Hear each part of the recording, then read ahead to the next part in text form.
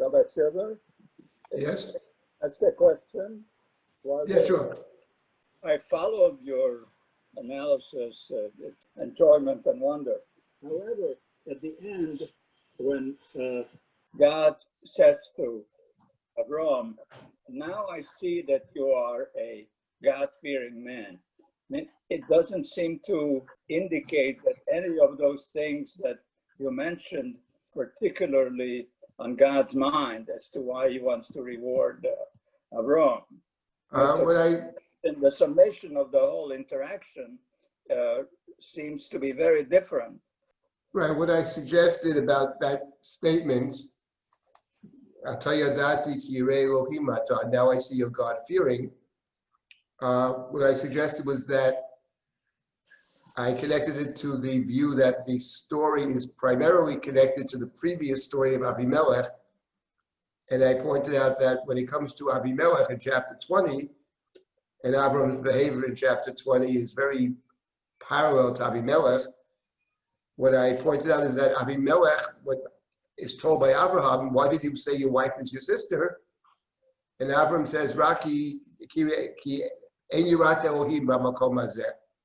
Nobody here is God-fearing. So the Abraham, and presumably the Torah, is saying about Avimelech, he's not a God-fearing person. He makes up his own rules, etc. And my point was that in chapter 20, Avram's behavior is sort of parallel to Avimelech. At the end of chapter 21, it's different from Avimelech. Avimelech remains the same, but Avram breaks away. And that the Akedat then can be seen as a further distancing of Avram from Avimelech. And that's, you are Yirei Elohim, means you are not like Avimelech, you once were like him. And there was a lot of misunderstanding, and you were sort of lost, as you said about yourself. God has caused me to wander. And in chapter 22, he sees everything very clearly. So that was my take on that expression, Atoya Adati ki yirei Elohim ata. In addition, I said that that verse strongly suggests that the Torah's understanding or presentation of Abraham in chapter 22 is wholly positive. There's no intimation in the text that Abraham, that God actually, that Abraham has done the wrong thing by not arguing, etc. That seems conspicuously missing from the text. I may come back to that in today's presentation as we sort of wrap this up. I mean, you never wrap the Akedah up. The Akedah has a lot of unanswered questions, and there's always something new. I had a new thought last night about the something related to the Akedah. If I have time, I hope to share it this afternoon. So let us begin with the Akedah. We spent so far 4 weeks looking at chapter 22. And I did want to have a slightly different focus today, which is sort of how the Akedah is presented in part of our liturgy. And when I say liturgy, of course, on Rosh Hashanah, the blessing of Zichronot, which is the central blessing of the three blessings, Malchiot, Zichronot, Shofrot, the three main pieces of the Rosh Hashanah service, and the middle of those blessings is called Zichronot, remembrances. Starts with judgment, ends up with covenant. And at the very end of that section, in the request part of Zichronot, we are recalling the Akedah. It says over there that we ask God, the same way God who remembers everything should have sort of a selective memory and specifically remember the Akedah and remember the oath that God took, and we'll get to that later, the promise God made to Abraham. And the same way Abraham overcame his basic nature, which is to be kind, and overcame his basic nature, b'chavash rachamav, he overcame his basic nature to do your bidding. Ken yichbeshu kas rachamecha et kascha me'aleinu, so your mercy should overcome your anger. As if this suggests, and I think it's true of Rosh Hashanah, that fundamentally the God of Rosh Hashanah, the Christian God is a God of love. We're talking about God of love. But the God of Rosh Hashanah actually, and I think God in general, is not primarily a God of love. That's God's essential nature. God's seal is actually truth. God is truth. God is integrity.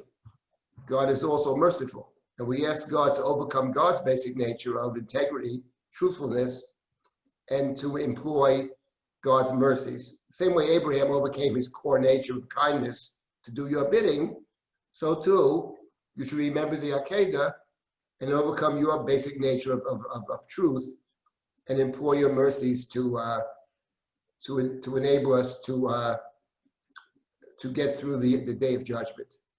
That's the way we end it. So we recall the Akedat at the very end of Zichronot. It probably is the central blessing. The day is called Yom HaZikaron. Let's not forget that.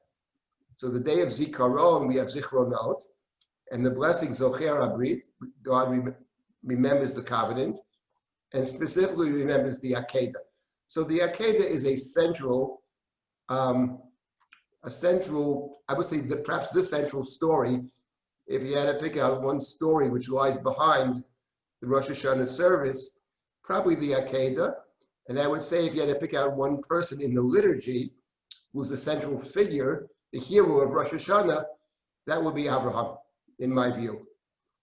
It is very interesting. That's not true of the Torah readings. The Torah, the Haftorah, there it's Sarah, there it's Chana, there it's Rachel, plus the Akedat. And actually, 3 of the 4 readings are about women. It's very striking. But in terms of the liturgy, the Akedat stands out. And what's interesting is we think of the Akedat in terms of Rosh Hashanah, but actually the Akedat is related to Yom Kippur as well, and in a very interesting way. The custom is, Jewish practice has been, in the Ashkenazic world, it is on the Shabbat, Saturday night before Rosh Hashanah, we begin to say Slichot. The Slichot, the penitential service of Slichot, is fundamentally the recitation of Hashem, Hashem, Erachum B'Chanun, so-called Yud Gimel Midot, and we introduce them with various poems, with piyutim, etc. But fundamentally, Slichot is, in fact, Yud Gimel Midot, Hashem, Hashem, Erachum B'Chanun, Erech Apayim, etc. The truth is that on Yom Kippur itself, there is recitation of Slichot, and in the classical service of Yom Kippur, the really authentic ancient service of Yom Kippur, Slichot are recited in every single prayer of Yom Kippur. There are 5 prayers of Yom Kippur, 1 at night and 4 in the day, and Slichot are recited in all 5 services. And the truth is, if you go to a place where people actually are very meticulous about tradition of prayer, which isn't that many places, but if you go to places where people actually care about truly being traditional, having traditional prayer, classical prayer, which is, first of all, the Edot Mizrach, the Sephardic Jews, generally speaking, are cautious, careful, and they keep the traditions. And in the Ashkenazic world, there's one group that keeps the traditions, and those are the German Jews, the Yekis. They don't change anything. And they have Slichot in all 5 services of Yom Kippur, which is obviously we know, this is the early tradition. There were some Ashkenazic teachers who insisted on saying Slichot all 5 services. Rabbi Soloveitchik was one of them, others as well. When I ran a minyan, we said Slichot every service. And what happened is that the Slichot were actually cut out of 3 services of Yom Kippur, Shacharit, Musaf, and Mincha, but they didn't cut them out completely. They left the end of Slichot in. The end of Slichot is Zechar Rachamecha, and then of course Shema Koleinu. Shema Koleinu was simply the end of Slichot. So when they chopped out the Slichot, for whatever reason, they didn't chop it all out. They left in pieces at the end, including Shema Koleinu. Now, how this ever happened, that they chopped it out, is a very good question.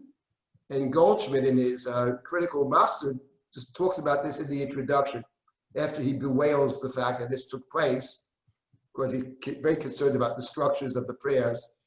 He bewails the fact, he mourns it. He has a couple of suggestions how this happened.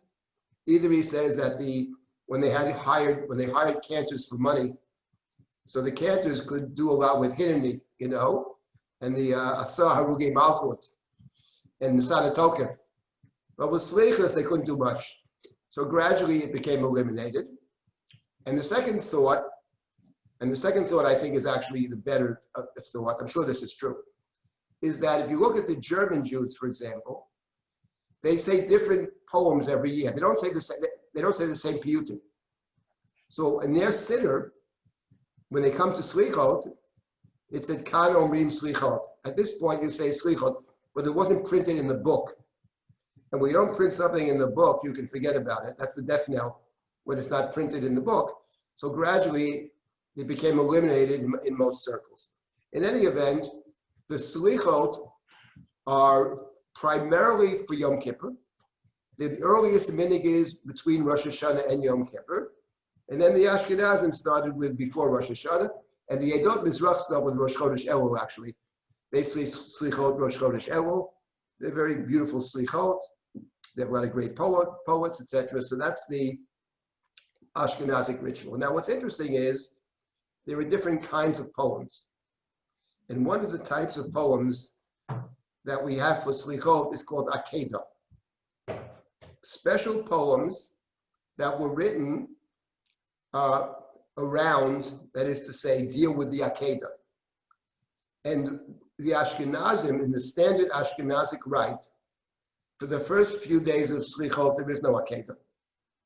But on Erev Rosh Hashanah, very long slichot, we have an Akedah, and we have an Akedah after Rosh Hashanah on Tzom Gedalia, and every day of Aseret Yimei Tshuva, there's an Akedah except for Erev Yom Kippur.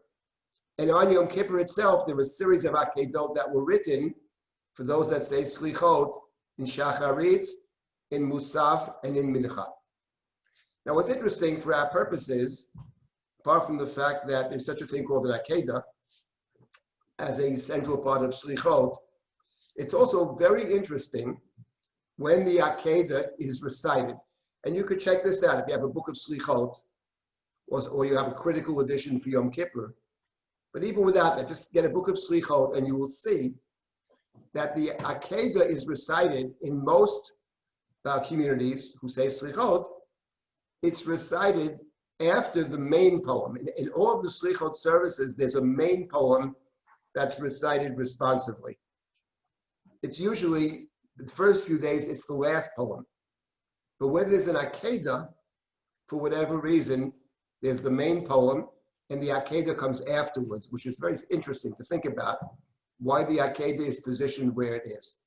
Now, there are a whole slew of these Akedot. I want to make reference to a couple of them, but before that, I want to point out something else. There is a very famous poem, which is all about the Akedah, which is recited by the Sephardic Jews. Et sharei ratzon hipateach. The gates of the doors of the gates of ratzon, the gates of acceptance, God's gates of acceptance are about to be opened. And that is for the Sephardic Jews, the big highlight of Rosh Hashanah. With the Ashkenazim, if you had to pick out a highlight in terms of piyutim, it's got to be Nisan HaTokef. Nisan HaTokef, with all the problems we have with it, is certainly the highlight for the Ashkenazic Jews in terms of piyutim. For the Sephardic Jews, it's Et Sharei Ratzon Hipateach, and they recite this poem before they blow shofar. The refrain of the poem is Oked HaNekad V'HaMizbeach, the one who bound, the one who was bound, and the altar. That's the refrain, and it's all about Akedat Yitzchak. And they read this because the aisle, the ram which is caught in the brush, the ram's horn is the shofar. So they read this very striking poem responsively before they blow shofar. And that, for the Sephardic Jews, is probably the main highlight of the service on Rosh Hashanah. And what's interesting is, and many have done this, is to compare the text of that poem to the Ashkenazic descriptions of the Akedah. So I want to say something about these different descriptions of the Akedah that we encounter in the Slichot service, also in the Et Sharei Ratzon Hipateach. Because each one of these Akedot is emphasizing a different aspect of Akedat Yitzchak. So, for example, there's one that begins with Ma'aminim b'nei Ma'aminim hanemanim b'fritecha. The poet refers to the Jewish people as Ma'aminim b'nei Ma'aminim, believers, the children of believers. Emunah, faith. So that's a focus on Abraham's faith in God. And faith in God means, presumably, faith that, or it may mean, faith that things will turn out well at the end.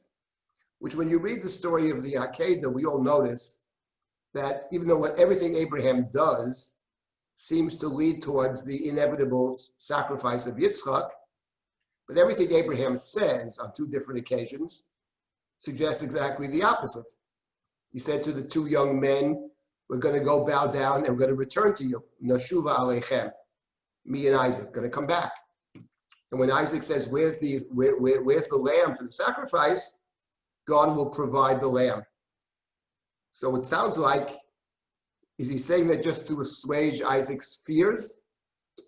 Or is he saying that because he believes actually somehow, some way, that the God he believes in is not a God who would demand human sacrifice? It's very hard to know.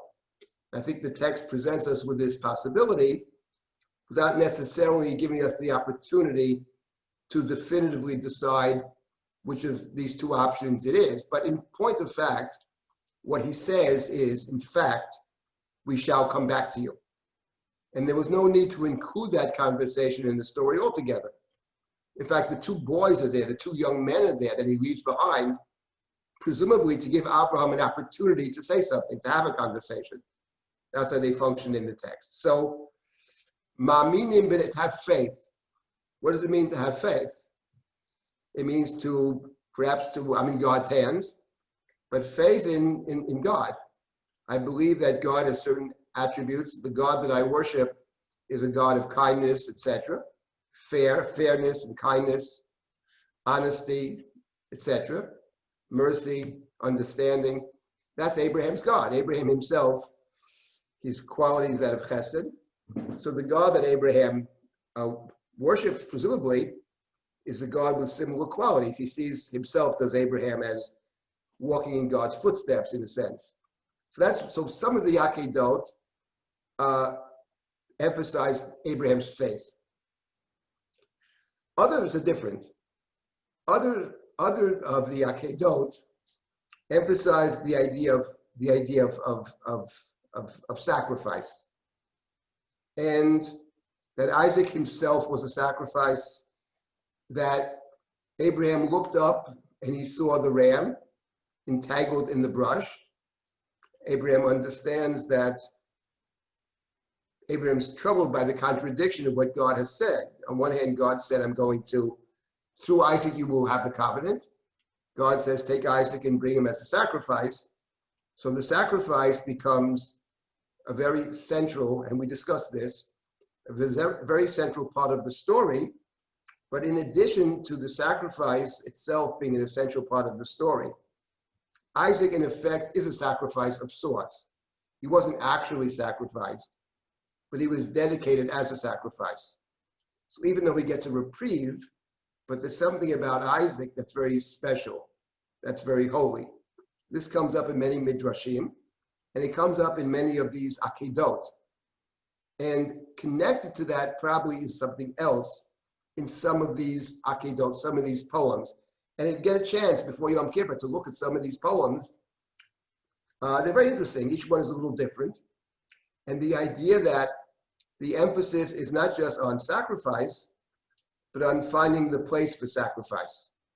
That Abraham brings the sacrifice, and he names the place, Hashem Yireh, he says, the place that God has chosen, or God will choose, is probably connected to something else.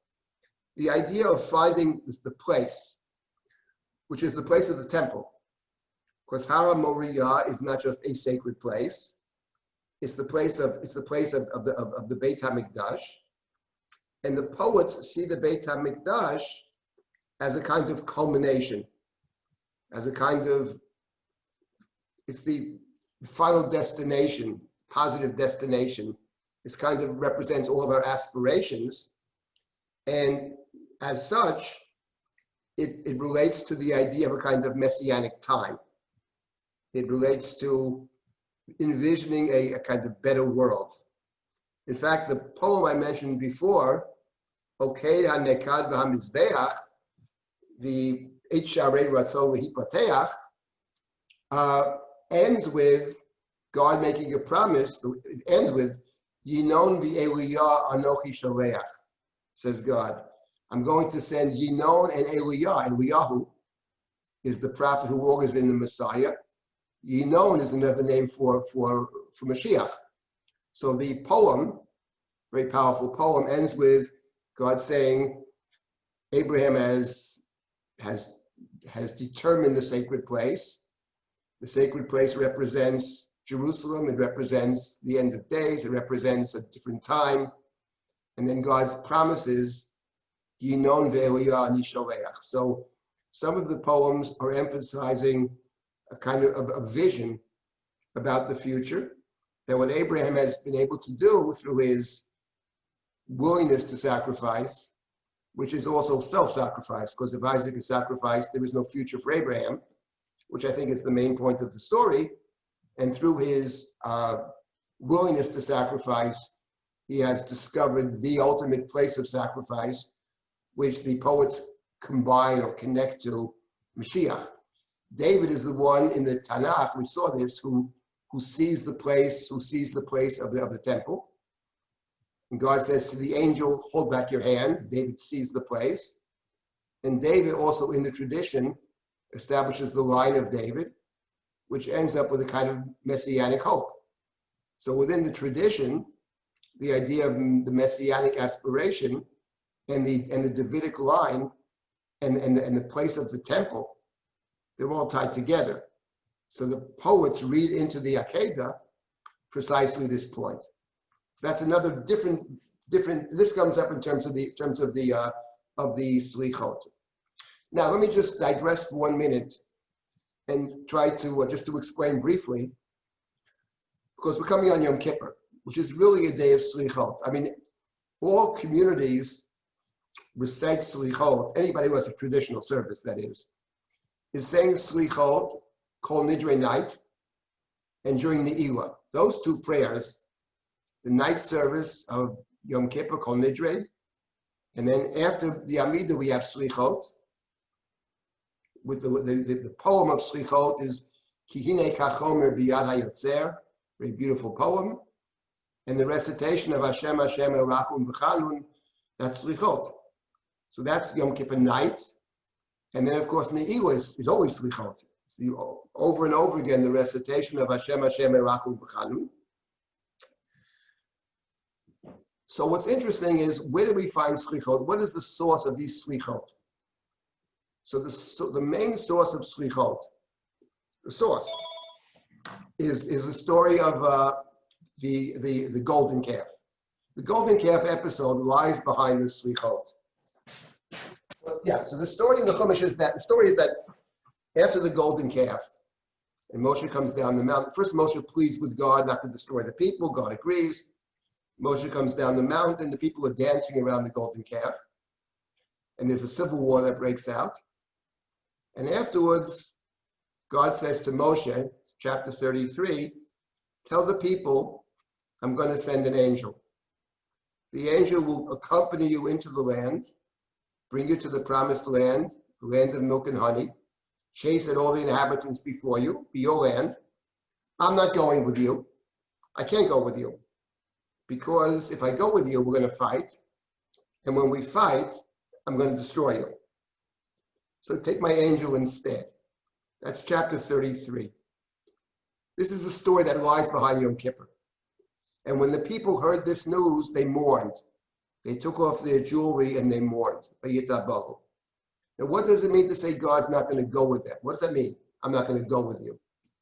Well, what it means in a very practical sense is there will be no there will be no temple, there'll be no Mishkan. Because when Moshe breaks the tablets, and the tablets are the work of God, that's what the Torah said, you can't build a Mishkan. Because the tablets placed in the ark are the critical vessel of the Mishkan. So when Moshe came down the mountain and broke the tablets, no Mishkan. And then the people were mourning. And then Moshe attempts and succeeds in reconciling God and the people. Moshe is the broker between God and the people. How he does that is a long story. Can't get into that now. But he manages to bring the two sides together. And in order to build the Mishkan, you need a new set of tablets. The tablets are broken. So God passes by before Moshe, Vayavar Hashem al panav, and cries out, Hashem, Hashem el rachum v'chanun. And when God reveals to Moshe these attributes of mercy, Moshe says to God, walk with us, accompany us. Ye'achna Hashem b'kirbeinu. People are stubborn and stiff. We need your forgiving presence. And God agrees. Then the Mishkan is built. So what precipitates slichot, actually, what precipitates slichot is not having a temple. Because God is with us, but no temple. God is not fully with us. God sends messengers, intermediaries. So what precipitates the slichot is the absence of God's presence. That's what it comes down to. So then it makes sense. The Akedah then becomes part of the slichot service, because what the Akedah is about, number one, a situation that exists prior to God's temple. And through the Akedah, Abraham is able to discover, to determine the place that God sees, the place that God chooses. So that's how the Akedah actually becomes woven into the slichot service. It's very striking. And in effect, one might say it's appropriate to have it at the end, because the Akedah is actually about discovering the sacred place. It's about the full reconciliation with God. And it's what it takes Abraham, the difficulty in doing that. Abraham has to be willing to give himself up, to give up a future in order to do it. But at the end of the day, he was willing to make that sacrifice. And so that's how the Akedah gets bound up with slichot. And that's a theme that comes through in some of the slichot poems. Now, let me mention a couple of other things that are interesting in terms of the slichot poems and their connection to the Akedah.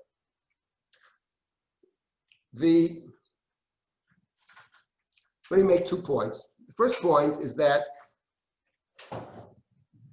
in the story of the Akedah, and after this point, if people have comments or questions, I'll take that. In the story of the Akedah, we notice that in the beginning of the story, it's God that speaks to Abraham. Elohim nisa et Abraham, vayomer elav Abraham, vayomer hineni. So it says God tested Abraham, and God speaks. Elohim is talking to Abraham, and God instructs Abraham to sacrifice Isaac, your beloved one son. Abraham is willing to do it. He sets out to do it. And then, as he's about to slaughter Isaac, he takes the knife. He's going to slaughter his son. And then it says, Vayikra malach.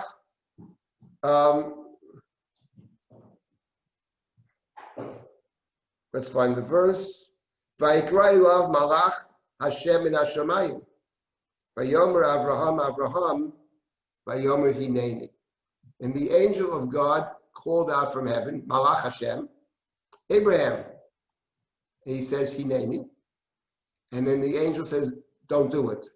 Al tishlach yodcha al anar, do not harm the child. It was only a test. You passed the test. So what's interesting is that the instruction to slaughter Isaac, to bring him as a sacrifice, is attributed to God. Elohim nisa et Abraham. The instruction not to slaughter Isaac is the angel of God, Malach Hashem, the angel of God called to Abraham. Abraham, Abraham, yes? Same hineni that he says in the beginning. Al tishlach yodcha, do not do it. So how do we account for the distinction, or is it a distinction, between the God speaking in the beginning of the story, saying to sacrifice, and the angel of God, Malach Hashem, is the one that says, don't sacrifice. So I think I don't know what everybody's going to say, but I know what I would say. I would say that it's a very interesting distinction, and all distinctions must be explored. But I don't think there's any sense that the angel of God is not speaking for God. The angel is speaking for God. Why is it Malach Hashem who says don't do it, and Elohim that says do it? I would offer a suggestion, maybe that nobody should think that maybe Abraham isn't exactly hearing it right. Maybe it's some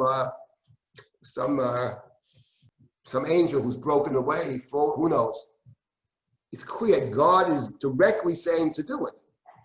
But when it comes to not doing it, and he's willing to do it because God told him to do it, and at the end, the Malach Hashem speaks for God, as the Malach Hashem speaks for God, for example, when God speaks to Hagar in chapter 20, or to Hagar in chapter 16, there's Malach Hashem. So it's a good question, but I wouldn't necessarily assume that there's any kind of opposition over here. But that's not true when you look at the poems.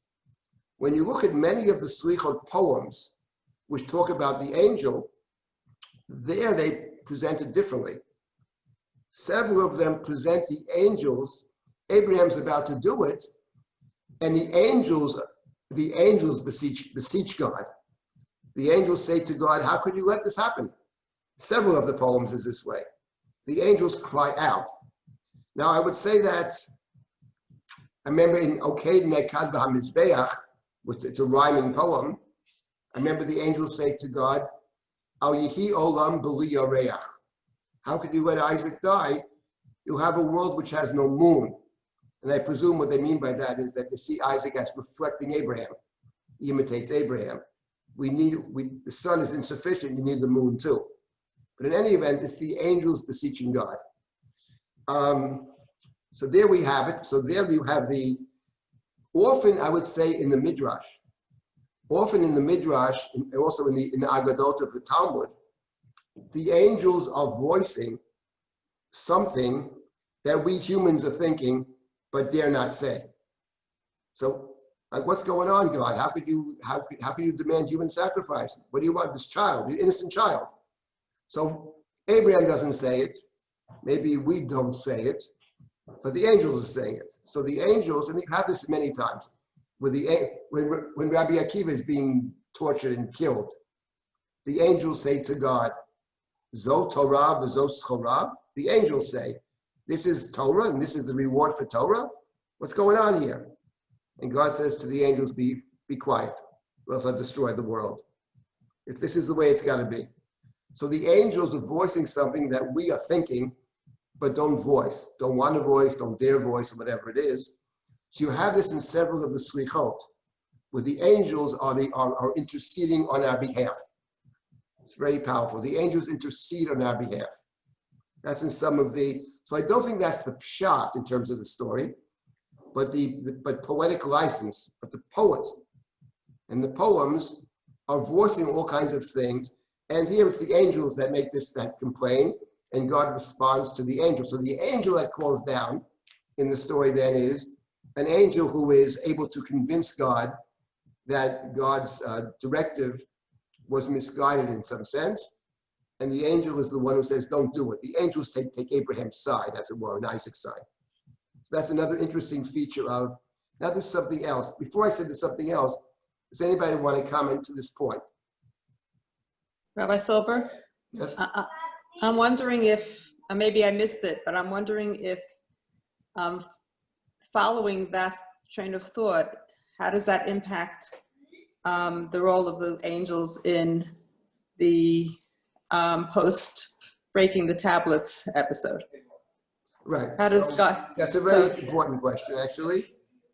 The truth of the matter is that the angel appears twice in the book of Exodus. It appears in chapter 23 and appears in chapter 33. The first angel in chapter Exodus 23 is not instead of God, actually. The first angel is God's representative, but God is there.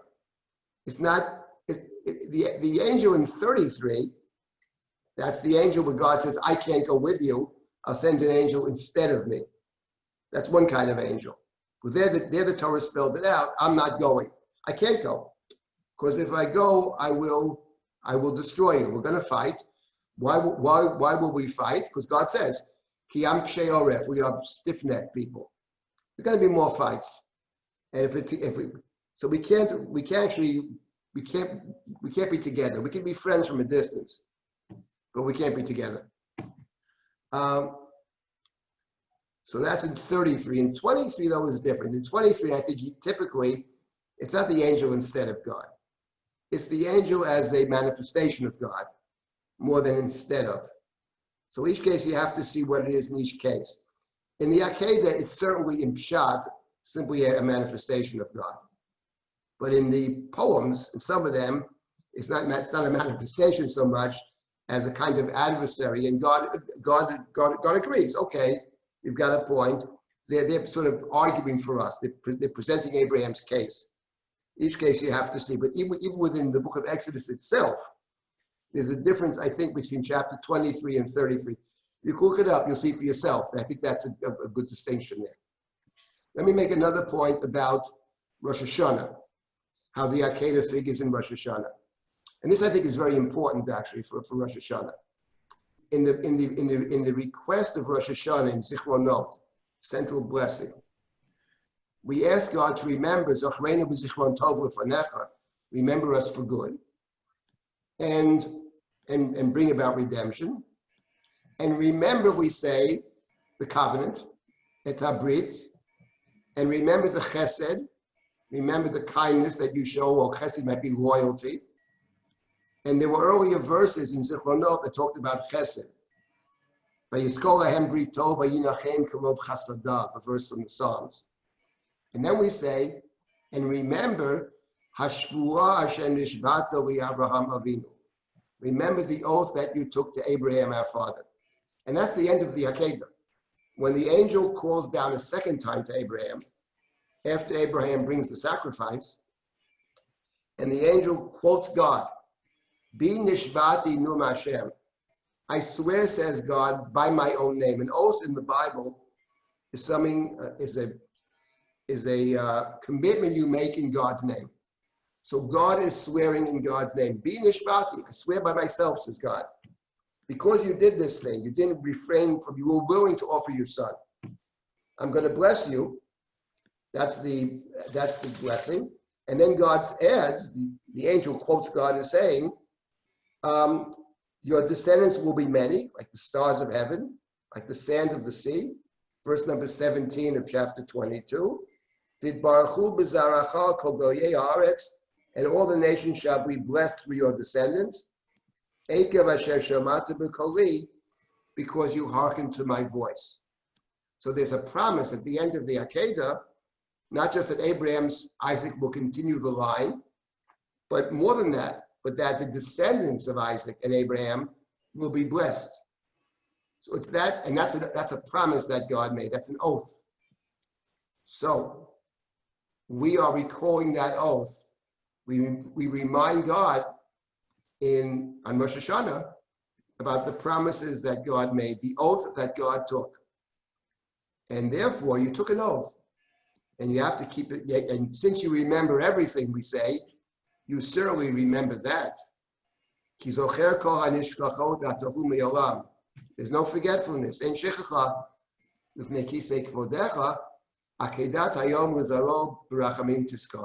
And you remember, of course, the Akedah. Blessed are you, God, who remembers the covenant and by implication keeps the covenant. So we are recalling the promise at the end of the Akedah. Be nishbati, when you take an oath, there's no way to escape the oath, right? And what's interesting is, that's true on Rosh Hashanah. How do we start Yom Kippur? How do we inaugurate Yom Kippur? What leads into Yom Kippur for the Jewish people? a very strange ceremony we call Kol Nidre.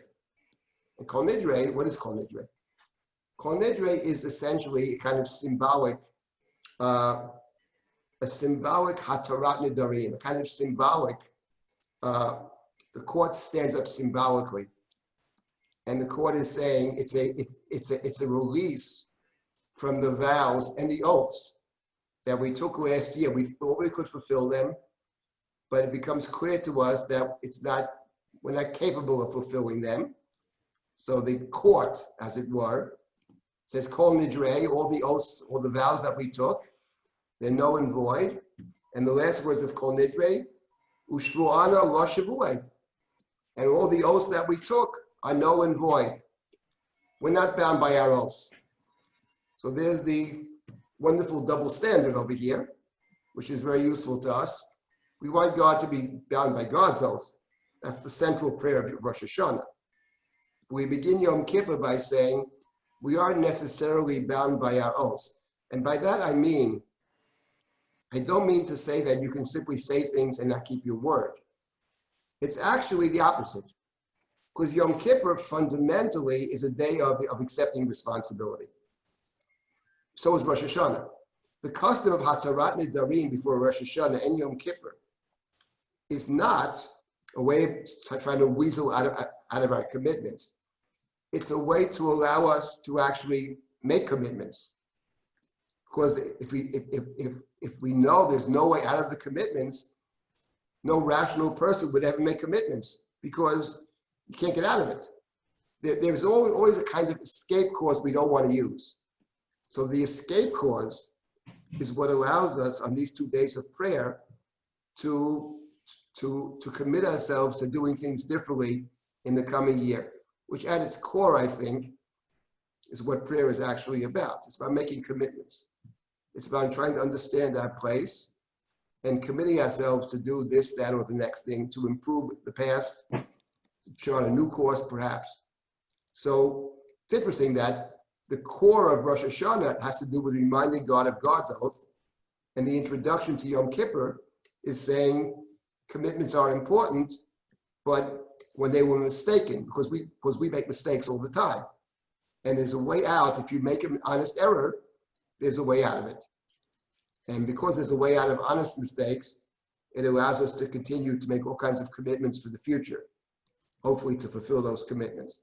In any event, if you look at the poems of the Slichot poems, you will see that these themes that I mentioned are found in different Slichot.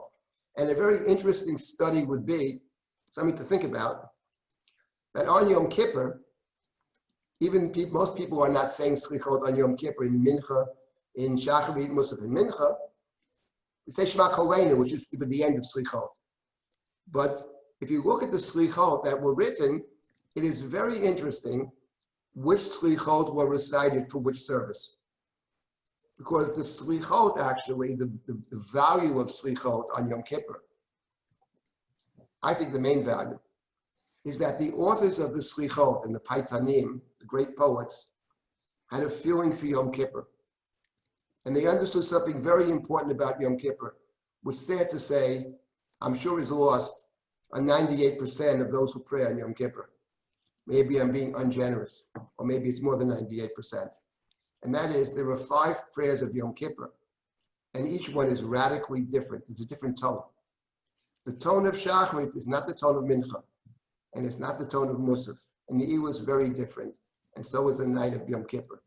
Each one has its own tone, its own feeling. It's completely different. And to connect to the tone of it and the distinctions between these 5, it's 5 separate prayers. That's what's amazing about Yom Kippur. They're all different kinds of feelings of prayers and a sense of who I am, where I am, possibilities. Each one is radically different, and the poems actually pick this up. The Slichot pick this up. So that's one of the positive aspects of the Slichot service for Yom Kippur. In any event, the Akedat figures in 3 of the 5 prayers. We have the Akedat, and we have the Akedat throughout Aseret Yimei Tshuva, and also Erev Rosh Hashanah. I wanted to conclude this There's so much more to say here. I wanted to make a last final point about the Akedat. And that is, the Akedat is a story in and of itself of great significance. It's the last time God speaks to Abraham. God does not speak to Abraham after the Akedat. Not because Abraham, I feel foolish even saying this because it's so idiotic, but others have said it. So, not because Abraham has failed the test and God is angry with Abraham and not speaking. That is completely counter to the text. It's not because he's angry God doesn't speak. It's for a different reason. It's because it's not necessary to speak. God gives directives because people need direction. But if you reach a place where you know the right thing, you become a kind of autonomous person. You know what's right. It's in your blood. It's in your gut.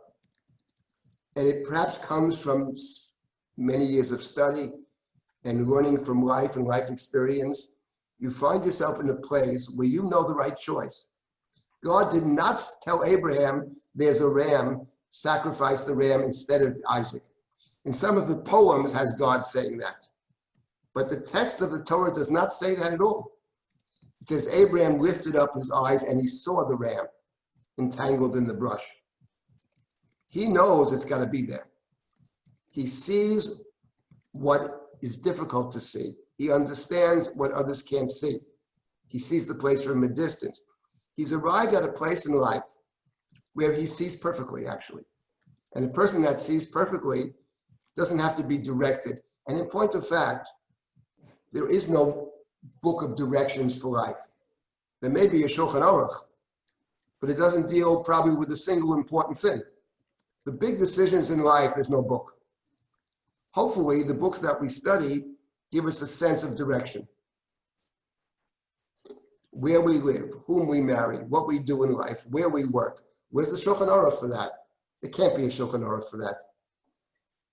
But hopefully it can come out of a life of thought, thoughtful behavior, learning, and that can move us in certain directions, enable us to figure things out on our own. That's the story of Abraham. I think it's the story of the Chumash in general, of moving from slavery to freedom. So that's Abraham. And the Akedah is a culminating story in the sense the dream is realized. But the Abraham story doesn't end there. It continues in chapter 23 and 24 and part of 25, because it's one thing to have a dream and a vision. It's another thing to make it real. And making it real means dealing with the real world. And the very next story, he deals with Ephron, who's a character and a half. And you deal with Lavan, and he has to send his servant out. And you deal with the Lavan. It's nice to believe that the world is filled with righteous people. But that's not the world of Abraham. And it certainly ain't the world in which we live. So you got to try to, without abandoning your dreams, your aspirations, and your integrity, but at the end of the day, if you want to make things happen in the world, you deal with it with the reality of the world. And that's the next part of the Abraham story. How do you deal with effort? How do you secure what you know you have to secure? And in a world which is not necessarily charitable towards your beliefs and hopes and dreams. And Abraham is willing to pay a big price. He buys the grave for Sarah, 400 shekel kesef, enormous amount of money. He loads up 10 camels to bring to Lavan. So the point is, there's the dream and there's the reality. That's the Abraham story. And the reality is on his own. He can do it himself. He gives instructions to his servant, etc. And I wanted to mention, in conclusion, two things, two stories that relate to the Akedah. There actually are several, but I'll mention briefly two of them. One of them I thought about last night, actually, believe it or not. And let me get to the first one that's obvious. One of the words that appears at the Akedah, we didn't discuss this, but in the last 10 minutes, I want to mention it. There's a word that appears at the Akedah. That's one of the governing words of the Akedah. And the word is hamakom. Ha-makom, the place. Not makom, place, but hamakom, the place. Go to the place that I will tell you, says God. El Hamakom Asher Omare Lecha, Hamakom. Then you have it later on that Abraham travels, and it says he lifted up his eyes in verse number 4. Vayaret Hamakom Merachok, he saw the place. Hamakom a second time. And then the story continues in verse number 9. Vayavo El Hamakom, they came to the place of which God had spoken. And then the angel called down to Abraham, don't do it. And Abraham lifts up his eyes. He sees the ram, brings the sacrifice instead of Isaac. Verse number 14. Vayikra Abraham Shem Hamakom Ahu Hashem Yireh. Abraham named Hamakom, the place that God sees or chooses. So you have in the story of the Akedah the word the place. At the end of Abraham's life and traveling from place to place, he discovers the place, Hamakom. It's the culmination of his life, of a life's journey. He's found the place at the end of his life. Chapter 22. Now we turn to chapter 28. Chapter 28 is about Jacob who's forced to run away from home. He's taken a blessing that Isaac had intended to give to Esau. Takes the blessing. Esau's very angry. He's thinking of killing Yaakov. And Rivka says to Yaakov, you better run away until your brother cools down, And then, in addition to that, Yitzchak, in chapter 28, the beginning of 28, commands Yaakov to find a wife from his mother's family's house in Aram. So Yaakov sets out to travel to Rebekah's family back in Aram. Vayetze Yaakov mi Beersheva, he leaves Beersheva, and he goes to Haran. Vayifka b'makom, he alighted upon b'makom, in the place. B'makom is b'hamakom, in the place. Vayikach me'avnei hamakom, he took the stones of the place. Vayishkav b'makom ahu, he went to sleep in the place. 3 times in the verse, hamakom, the place. And then Jacob has a dream. Angels ascending and descending. And God speaks to Jacob in the dream. God promises Jacob that I'll bring you back to the land. I'm going to protect you. I'll bring you back to the land. Jacob wakes up. What does Jacob say? In this place there is God. I didn't know it. And he was very frightened. How awesome is the place, for the 5th time. And in verse 19, Vayikra Shem Hamakom Ahu Beit-El, he named the place Beit-El. 6 times Hamakom in chapter 28, 4 times Hamakom in chapter 22, for a total of 10. That itself suggests that the 2 stories are connected. And there are other literary connections between them as well. I can't go into now. There are a set of linkages between chapter 22 and chapter 28. It's actually, if you think about it, it's very interesting. Because chapter 22, which is the Akedah, Abraham discovers the place at the end of his life. He's had a long journey. He has the first Lech Lecha, he has the second Lech Lecha, Hitalech Lefanai, etc., etc. And finally, at the end, he finds the place that God has chosen. It took a lifetime to discover the place that God has chosen. It took him a lifetime to find the place, because it took him a lifetime to figure out how his own family works. Who is his son? Who is his wife? The role of the wife? What is Yishmael's place? Etc., etc. It takes him a lifetime to figure that out. At the end, he finally got it. He sees everything perfectly, and that's when he finds the place. That's chapter 22. Then you come to chapter 28. Jacob, who at this point, I must say, is a rather dubious character in the Chumash, is running away from his brother who wants to kill him, out to seek a wife. He goes to sleep because the sun is setting. And what does he discover in his sleep? Hamakom, the place. Took Abraham a lifetime to figure it all out. And Jacob figures it out, as it were. I wouldn't say figures it out. But Jacob encounters the place when he's asleep, Vayishkav b'makom, running away, as he says himself when he wakes up. This is God's place. V'anochi lo yadati, I didn't know it. So what do we make of that? That one person discovers the place at the very end of his journey, and the other person discovers the place at the beginning of his journey. And I would formulate it this way. The story of Abraham is a person's attempt to understand his place. Once he understands his place, he also finds God's place. The story of Jacob is a different story. It's not about discovering the place. That's not Jacob's role. Jacob has a different test, as it were. And Jacob's test is returning to the place. And sometimes returning to the place is more difficult than finding the place. Jacob has to return. His mother had told him, "You go away a few days, I'll bring you back." On the way out, God speaks to Jacob and says, "I will protect you, I will guard you, I won't abandon you, I will bring you back." And Jacob understands, of course, and the reader understands. His mother's not calling him in a few days. He's going to a place, it's called Kedma, from which nobody ever returned before.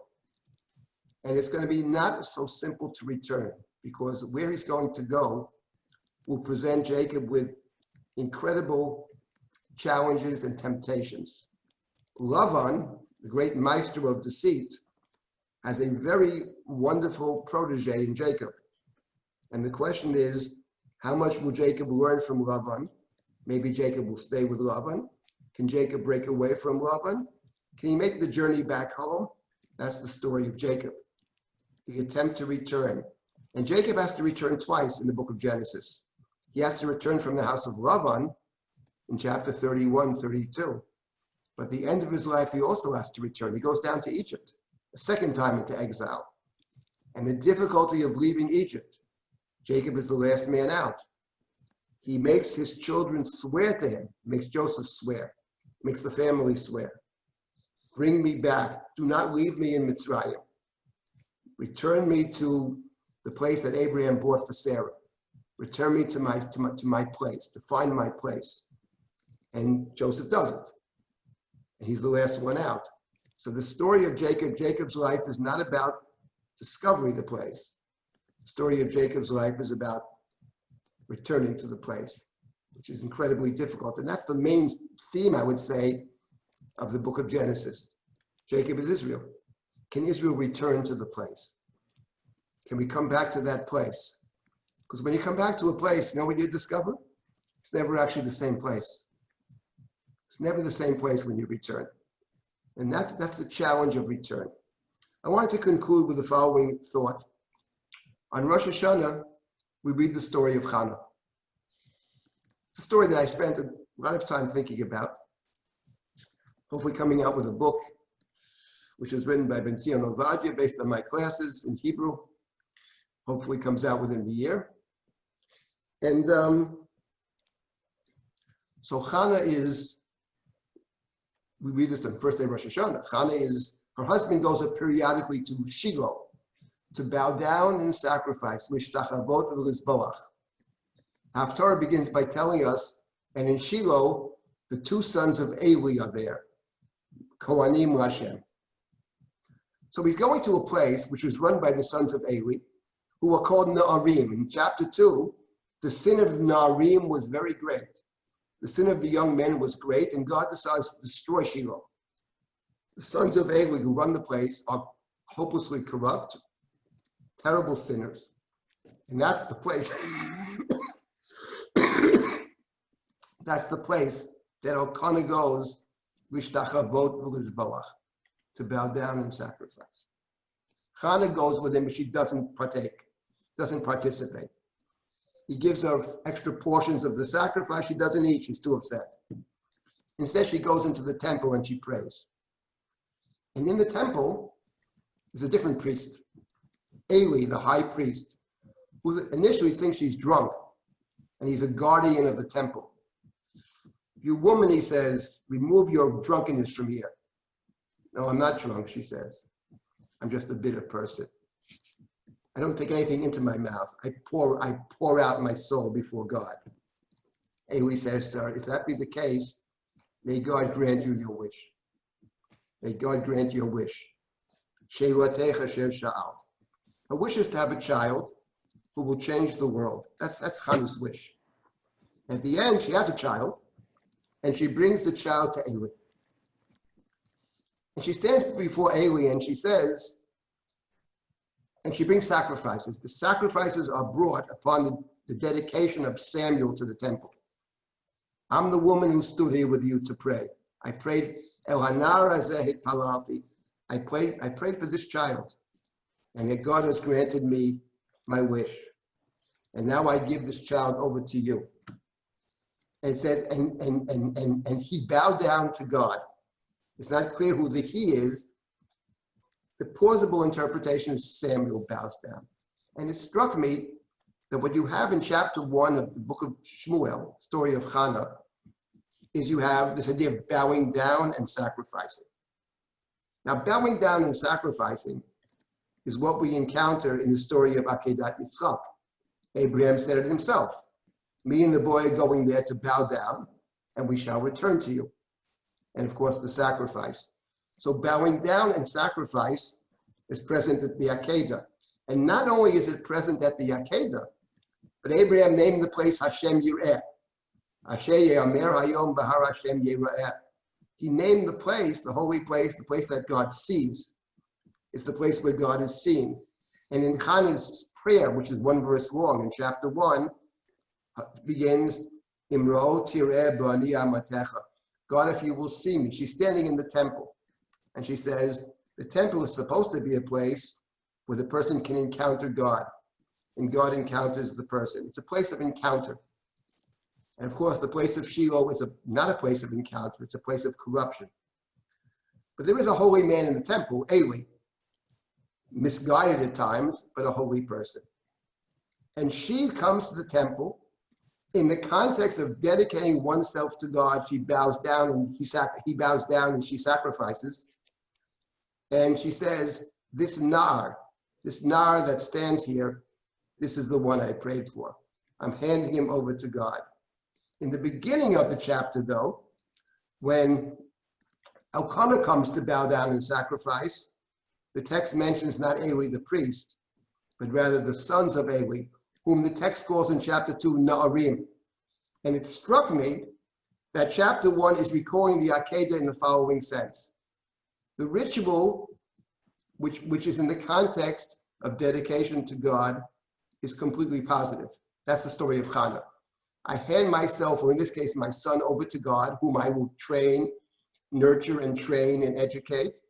This Na'ar is given over to God. In that context, there's the approving view of bowing down and sacrificing, which is the story of Abraham at the Akedah. He's willing to hand Isaac over to God. And God says, thank you very much. I accept it, but without sacrifice. In contrast to Elkanah, he's going to Shiloh, and the text mentions not the Nar, but the two Na'arim. The two Na'arim at the Akedah who stay behind. Aniva, Shvuachem Polam HaChamar. Abraham said to the two Na'arim, you stay with the donkey here. Aniva Hanar Melchad Ko, V'nishtachaveh V'nashuva Aleichem. So actually the story of Hannah, her dedication of her child to God, in the context of seeing, Ra'ot Tireh, Bani Amatecha, in the context of bowing down and sacrifice, it picks up on a piece of the Akedah that's very interesting about ritual. Is it an empty gesture, or can it be significant? If it's framed properly, it's highly significant. That's the story of the Akedah. In the context of giving oneself over to God, the ritual reinforces that. In the context of not giving oneself over, of misunderstanding, it becomes an empty ritual, perhaps even a negative. And that's so the first chapter then, the Haftorah actually, picks up not just of Hashem Pokadet Sarah, but actually the Haftorah of Hannah is related not just to day 1 Torah reading, but to day 2. In fact, I'm not sure that when they had one day of Rosh Hashanah, they didn't read the Akedah. They may have read the Akedah as well. But the point is the story of Hannah is about a person who understands her possibilities and is willing to make very profound sacrifice to give up this child she prays for in order to better the world, which is what it's all about. Her child is another Moses who betters the world. So Yom Kippur is all about, actually, unlike Rosh Hashanah, I would say that Yom Kippur, soon upon us, is about the encounter. Rosh Hashanah is not about the encounter. You don't encounter God in that way. We're distant in a sense. When they heard the shofar, they stood from afar. But it's the beginning of a process of return. We hear the shofar, we realize time to make commitments, time to reflect upon the past, because the present is always a product of the past. So we reflect upon the past and we make commitments. But in Yom Kippur it's different. On Yom Kippur it's Vayavar Hashem al Panav, God passed before Moshe. It's the high priest who enters the Holy of Holies. It's the encounter. And within the context of a true encounter, the ritual reinforces it. The Seder of Yom Kippur, all the sacrifices, the elaborate procedure, is all there for one purpose, to reinforce this encounter. Every person is a solitary person who stands before God. Each of us, the individual, sees ourselves as the high priest. Yom Kippur is an opportunity for encounter, and it's an opportunity to think about the commitments we have made in the past, some of which were mistaken, but not to desist from committing ourselves to the future. So Kol Nidre actually starts Yom Kippur saying, okay, some of those commitments were wrong-headed. Let's think about this coming year. How can we make things better for the coming year? And certainly all of us, I'm sure, thinking about this past year and the present as well, wondering about the future. But I think hopefully we'll learn from all that has transpired over the last several months and be able to recommit ourselves to trying to make ourselves, our community, and the world a better place. Thank you for joining me, and I wish you all Gemar Chatima Tova. I wanted to add one thing that Drisha will have. I myself, I'm going to teach a whole series on Abraham when we start the fall term. I think we really put together a dynamite package for the fall. And the truth is that this terrible pandemic, which is horrible, has played to Drisha's strength, which is his faculty here in Israel. I mean, a terrific faculty, both here and Israel. A lot of new people on board. I'm very much looking forward to learning with you and others throughout the year.